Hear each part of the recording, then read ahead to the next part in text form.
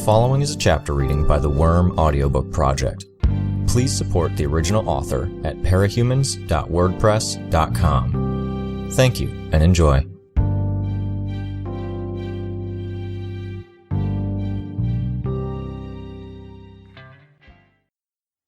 E. The high-pitched song of steel rang through the air as sword parried sword, struck shield, and fell to the ground. Somewhat less sweet were the guttural grunts and muffled slaps of flesh being battered and struck, a boot in the stomach, an elbow or fist striking a face. Hokulf walked between the groups of aspiring recruits. They were tired, pushing themselves through their exhaustion. All wanted to be here. The training was too punishing for anyone who didn't. With small exceptions for eating and sleeping, their days were filled with exercise, hand-to-hand sparring, gun training, and practice with melee weapons.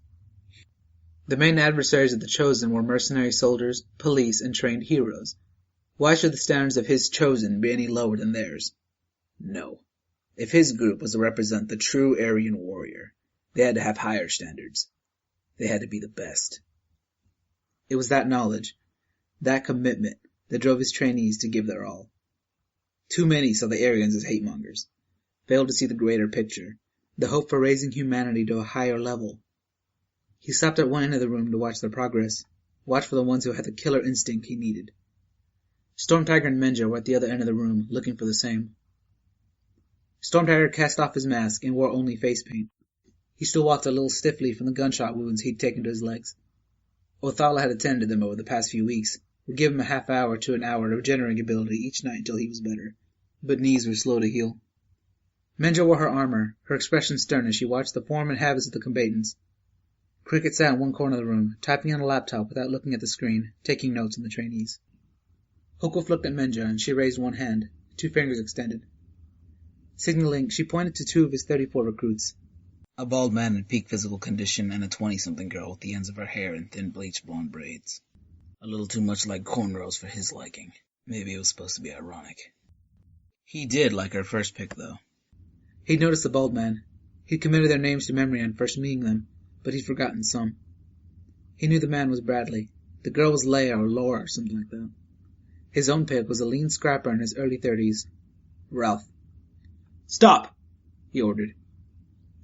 As one, his recruits pulled away from their fights and sheathed their blunted swords. Not all of them were able to stand straight. More than a few had bloody noses or black eyes. "You're 3 days into our week of training. If you're still here, you're doing us proud." He could see a few of them stand a little taller at that. Hokulf had been a fighter before he'd been a fighter with powers. He had spent a great deal of time around athletes, knew all too well that just a little recognition and a little motivation can make a world of difference. "Some of you have earned special attention. You fought harder, meaner, or better than the others. Bradley, come here." The bald man approached. "Menja." Menja stepped to the gathered recruits to stand beside Bradley. "You 2 are going to fight.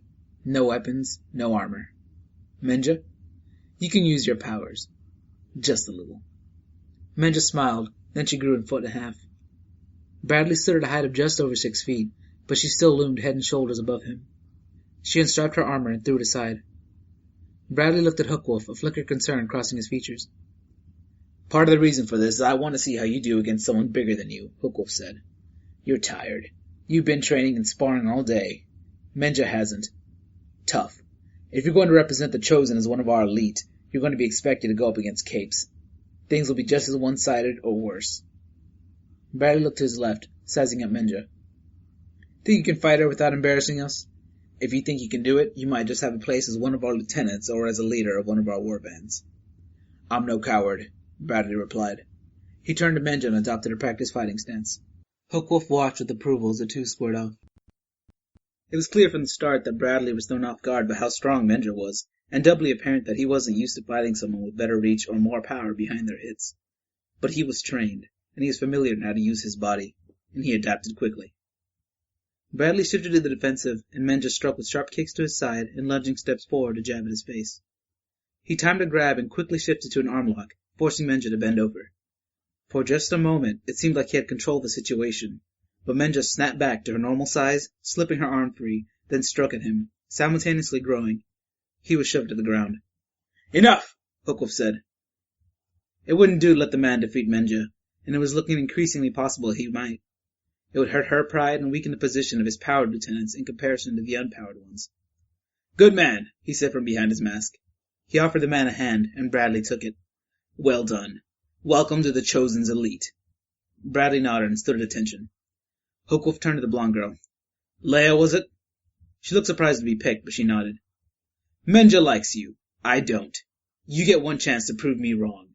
Menja, who would you set her against?" There weren't many options. Storm Tiger couldn't walk. Menja wouldn't nominate herself, and it wouldn't just be a hassle to go get Rune, Athala, or Victor, but each of the three were either too powerful in a brawl or effectively powerless. That left Hookwolf himself and— "Cricket," Menja said. Same reasoning. Leia's quick, Cricket's quicker. Cricket stood from her seat in the corner and leaned forward. She'd refused the same help that Athala had granted Storm Tiger, both for the injury to her leg and the damage she'd taken to her vocal cords when she'd had her throat slashed, in the time before he'd met her. It would have taken a few days at most to restore her to peak condition, but she valued her battle scars too highly. "Up for this, Leia?" Hookwolf smiled. Cricket's injury to her leg slowed her down some, but the young woman was anything but a pushover. Cricket reached to her side and picked up a small silver tube. She pressed it to the base of her throat, and her voice came out sounding distorted and digital. "Something's wrong." "With the fight?" Hookwolf asked, raising one eyebrow. Cricket opened her mouth and pressed the tube to her throat to reply, but didn't get a chance. The window shattered with an explosive force, knocking the majority of the people in the room to the ground. Hookwolf was one of the few to remain standing, though he bent over as shards of glass tore through the layer of skin that covered his metal body. He took a moment to compose himself in the wake of the blast. His ears rang, and he bled from a dozen cuts, but he was more or less fine. His people were not. They groaned and screamed in pain, accompanied by the sound of car alarms going off outside. 2 trainees and one of his graduated chosen were dead. They'd been wearing glasses, and the glass had penetrated their eyes to tear into their brains. The others were all wounded to some degree or another. Some had been hit by the glass that flew from glasses others were wearing, others from the windows, and 1 or 2 others had patches of blood rapidly expanding around pockets where cell phones had been stowed. Why couldn't they have put the cell phones away before they started sparring? Leia lay dying, and Storm Tiger had one hand pressed to his throat, blood billowing from a cut that may or may not have nicked an artery. Hookwolf tapped into his core, the heart from which his metal spattered inside his body. He could feel it start to churn with activity, and the metal he already had encasing each of his muscles began to stir. Soon it was lancing in and out of his pores, crisscrossing, some blades or needle points sliding against others with the sounds of whetted knives. In a few seconds he had covered his body to protect himself from further attacks. "Shatterbird!" he roared, once he knew he was secure. There was no reply. Of course. She was attacking from a safer position. An attack from her meant an attack from the rest of the Slaughterhouse 9. Daunting, but not impossible. He was virtually invincible in this form. That left few that could actively hurt him. Burnscar, the Siberian, Crawler. There was Hatchet-Face, the boogeyman of capes. With the exception of Hatchet-Face, the group wouldn't be able to do much harm to him unless he was forced to stay still. More troubling were the 9 he couldn't put down. The Siberian was untouchable, an immovable object, invincible in a way that even Alexandria wasn't. Even if he were capable of hurting Crawler, he wouldn't want to. Mannequin he wasn't sure about. He knew the crazed Tinker had encased himself in a nearly indestructible shell. Strong as Hookwolf was, he faced that distant possibility that any of these people could pin him down or set him up to be taken out by others. Who else? He racked his brain. Jack Slash was the brains and leader of that operation. Not a threat to himself. Shatterbird couldn't harm him. He was almost certain. Bonesaw. She was the wild card, the most unpredictable element in terms of what she could bring to the table. So often the case with Tinkers. He strode across the room to the windows and gazed out at the city blocks surrounding the home base of the Chosen. Glass was still raining down from the sky, glimmering in the orange-purple light of the setting sun. Every window in view was broken, empty of glass. Car windshields, street lights, and signs had all been affected, and the surrounding surfaces of wood, metal, and fiberglass all bore the scuffs and gouges of that fragile shrapnel. Every piece of glass in the room suddenly stood on end, points facing upward. He gave it a moment of his attention, then turned to the world beyond the window, hoping for some glimpse of his adversaries, a clue about where they were. "Cricket!" he called out. "You alive?" He heard a sound, movement, and turned. She was gingerly searching through the carpet of weaponized glass shards for her artificial larynx. She found it and pressed a cylinder to her throat. "Alive. You said something was wrong. What'd you notice?" "Sound. The glass was singing. Still is." She pointed at one wall. Hookwolf followed the line to a building across the street and a little ways to one side. His ears were ringing, but he doubted that was it. It would be something subsonic that Cricket noticed with her power then. You come with me then. Menja, Storm Tiger, I leave it to you to see to my chosen.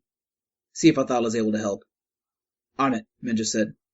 Thin trails of blood ran down from the points where glass splinters had pierced her skin, but the damage hadn't gone any further. She stooped down and picked up Storm Tiger in her arms. Orders given, Hookwolf drew the majority of his flesh into a condensed point in his core, felt himself come alive as more metal spilled forth. Only his eyes remained where they were, set in recessed sockets, behind a screen of shifting blades. He was half blind until the movement of the blades hit a rhythm, moving fast enough that they zipped over the surface of his eye at speeds faster than an eye blink. He let himself off from the third-floor window and hit the ground in a state that was more liquid than solid. Blades, spears, hooks, and other twisted metal shapes all pulled into the pavement, absorbing the impact. He pulled himself together, in his favorite quadruped form. Looking up to the window, he created a tall spear from between his shoulders.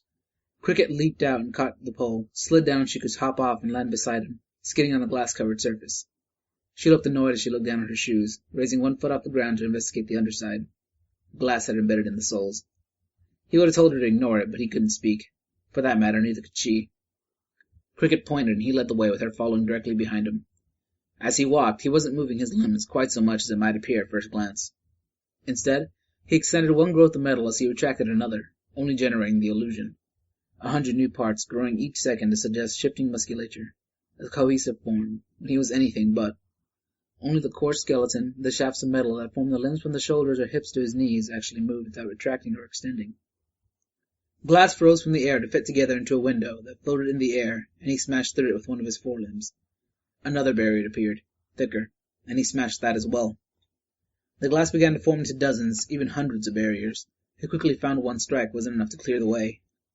Through the mess of dozens of dirty and wet panes of glass, he saw her. Shatterbird. A sand nigger, going by memory in the color of her exposed skin.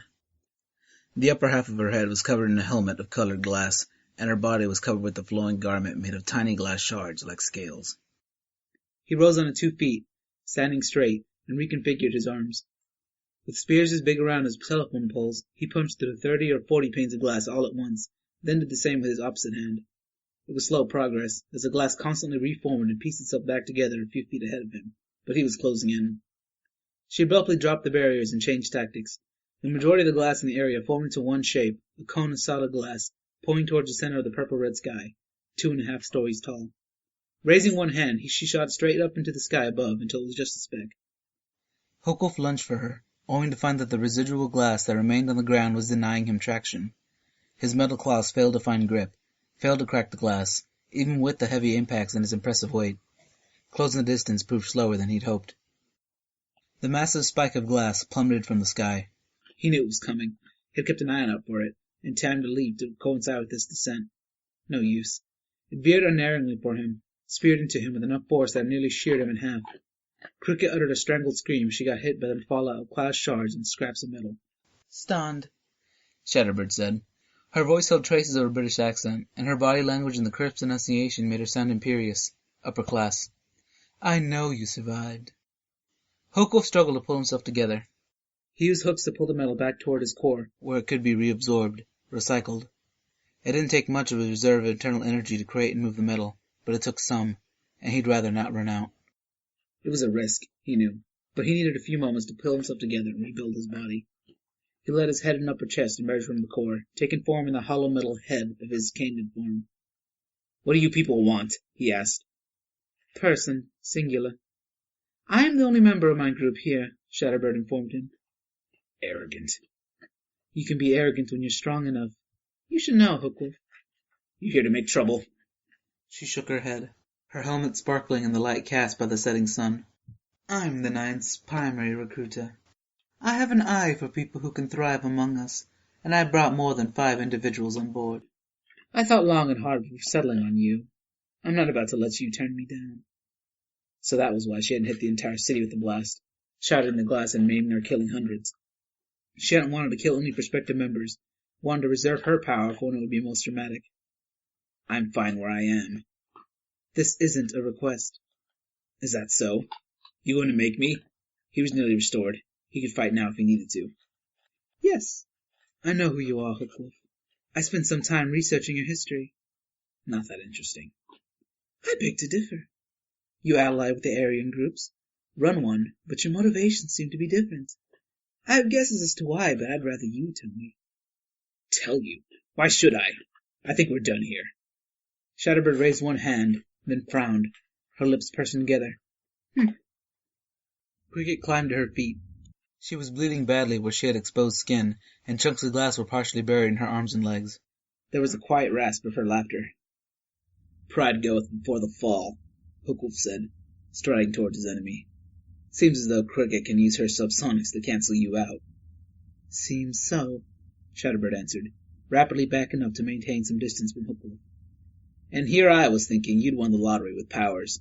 Incredible range, fine control, devastating force, versatility, and all it takes is the right noise and it all falls apart. Guess the man who bought my power should ask for a refund. No. Not interested in being conned into a game with 20 questions to figure out what you're talking about. Not giving you a chance to figure a way out. He punched one of his massive spears at her, and she threw herself to the ground, rolling beneath the impaling weapon. As she stood, she drew a gun from the folds of her glittering dress. She fired between Hookwolf's legs at Cricket, the noise of the shots ringing through the air. Hookwolf didn't even need to look. He laughed. No. Afraid my lieutenant is a little too fast for you. Look out! Cricket said from behind him, the artificial sound of her voice detracting from the inflection and urgency. A tile of glass slammed into him. Standing on only two limbs, his balance suffered, and he wasn't able to keep from being pushed onto his side. Wasn't aiming at her, Shatterbird said. She fired several more shots, simultaneously releasing a shard of glass from her free hand. Hookwolf turned and saw Cricket clutching her throat. She'd dodged the bullets, but Shatterbird had controlled the flight of the glass shard she shot at Cricket, much in the same way she'd controlled the descent of the massive spike of glass. It had struck its target. Just needed to break her concentration. Cricket collapsed, large quantities of blood spilling through her fingers and around her hands, where they clutched her throat. Now it's just you and me, Shatterbird said. She dusted herself off, not giving any concern to the sharp edges of the glass shards that made up her garment. We talk. I think I'll kill you instead, Hookwolf growled. What's the rush? In fact, any moment we delay, you have a chance of reinforcements arriving. Your Stone Tiger, your Thala, your Menja, they could all do a little something to assist you. It's in your advantage for us to delay the fight. Except I'm more than capable of putting you down myself. Perhaps. He adjusted his form, dropping the forelegs once more. The aesthetic suffered, but he created two needle-tipped limbs at his shoulders, poised like scorpions' tails. Ah, that's much better, she said. But you're still too attached to conventional forms. Why have legs at all? They're enough. He pounced. She leaped to one side and almost glided to a position across the street. She was using the glass of her costume to levitate herself. From a new vantage point, she told him, I did say I had my suspicions about your motivations. I think I've come to understand you. Jack encourages this, you know. Understanding our targets, be they recruits or victims. You learn a lot being with him. I believe you, Hookwolf, are a born warrior. He pounced once more, jabbing both foreclaws at her and following up with two quick jabs with his needle-tipped limbs. She dodged all three hits, and swept a carpet of glass beneath him as he pounced quickly after her. He landed and skidded on the surface like one might with a carpet of marbles, falling to one side, and she threw a tidal wave of glass shards at him, driving him across the street to distance him once more. He stopped to draw his head and upper body back into the core. The wave of glass had come too close to penetrating the head of his form and cutting his flesh. It was dangerously vulnerable. A warrior at heart, she'd said. He thought, sometimes, that he was born at the wrong time. Had he been born in Rome's heyday, the Crusades, or any of the great wars, in eras where martial pride and strength were valued, he thought he might have been a great person, a soldier feared on the battlefield. He would have relished that life. Here, now, even with power, she wasn't so notable. People with a tendency for violence and a thirst for blood just didn't thrive. What I can't figure out, she paused to throw herself up to the top of a 4-story building, then raised her voice to be heard on the ground, is what you're doing with these chosen of yours. He couldn't speak to answer her, and only climbed the building's face. He was 3/4 of the way up when she leapt down, soaring toward the sidewalk on the opposite side of the street, always keeping her distance. A gale caught her, and her lateral movement stopped. As the wind twisted around her, she was driven down into the street, hard. Hookwolf would have laughed if he could. He looked at his headquarters and saw Storm Tiger crouching by the front door, clutching a blood-soaked rag to his throat. Storm Tiger wouldn't interfere where it counted, but he would give Hookwolf the opportunity to confront his opponent. He adjusted his position and fell to the street next to Shatterbird. She held one leg while laying on her back. She'd fallen badly. Stalking towards her, he heard she was still talking. You call them Fenrir's chosen. I'm a scholar, believe it or not. I know Fenrir is one of the beasts that brings about Ragnarok, the death of the gods. Fenrir was the beast who slew Odin, Allfather, the king of the gods. Fenrir was a wolf. Too coincidental for that to be an accident on your part. He stirred the blades that made up his form, pushing himself to be bigger, more dangerous. He closed the distance. A sword age, an axe age, a wind age, a wolf age. A world where none have mercy. I can believe this is your goal, your ultimate objective. Do you crave to reduce the city to darkness, blood and ash, so that only the strong will survive? Do you tell your followers that it is only the pure who will rise to the top in the New World Order? He set one clawed foot down on her. He could feel some blades on the underside of his foot bite into her flesh. She didn't fight him or resist. Join us, she said. Her voice strained. He formed a head and mouth. His voice echoed from within his metal skull. You described me as a warrior. Why would I join petty killers? She shifted her position, huffing out sentences between gasps of pain. Only a matter of scale. Need more like you in our number. Front-line combatants, capable of carving murder through the ranks of the innocent. Through our enemies, we could be great warriors. Not interested. We could create your Ragnarok more than any number of chosen. They are my people. I won't turn my back on them. Then kill me. A thin smile crossed her face. The hurt expression was drawn with pain. When she spoke, it was in more sharp sentences.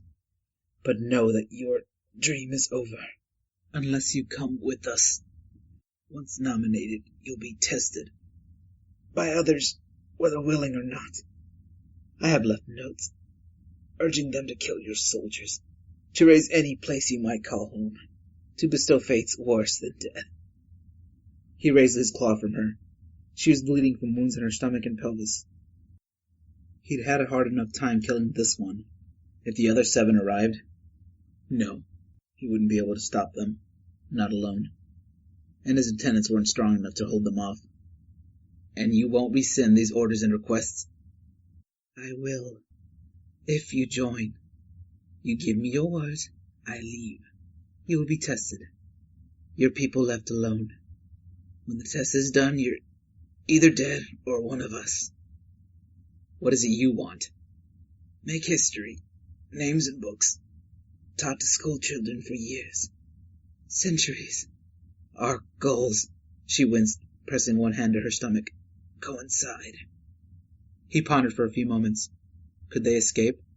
No, you didn't escape the 9. He'd already considered fighting, but that option was out. There was a possibility he could lay a trap for them, or buy time for his people to escape. Fine. Another thin smile crossed her face. She used her power to raise herself to a standing position, her toes only barely touching the ground. So loyal. But I won't forget what you've already done. If you survive, I will wait for the right time and place, and I will kill you, one day. Already thinking like one of us. Rest assured, I will survive. Glass drifted toward her to fill the injuries, cracking in the right spots so each fragment fits the wound perfectly. The smallest particles of glass, a fine cloud of dust, followed forth to fill the gaps. Then she rose into the sky. Hokwolf signaled for Stormtiger to hold his fire. He wasn't going to accept this. They'd insulted him, hurt his people. They wanted to subvert his mission and twist it to their own ends? No. His face twisted into a scowl as he looked over the glass-strewn street and at Cricket's prone form. He'd told Shatterbird he'd kill her sometime in the future, had hopefully led her to expect something further down the line. No. He'd go through the motions of their test, even join them for the short term, but he'd kill them sooner than later, before they left the city. He looked at his people, saw Thala hurrying over to Cricket's side to grant the young woman regenerating abilities. Rune was hurt, the right side of her face torn up, healed only enough to close the cuts and stop the worst of the bleeding. Probably Othala. Everyone else was injured to some degree. Many gravely. He'd need help from elsewhere. Hi, this is Bonslice67. You just finished listening to a chapter from Arc 11, Infestation, from the web serial Worm by J.C. McCrae. This production is brought to you by the Worm Audiobook Project.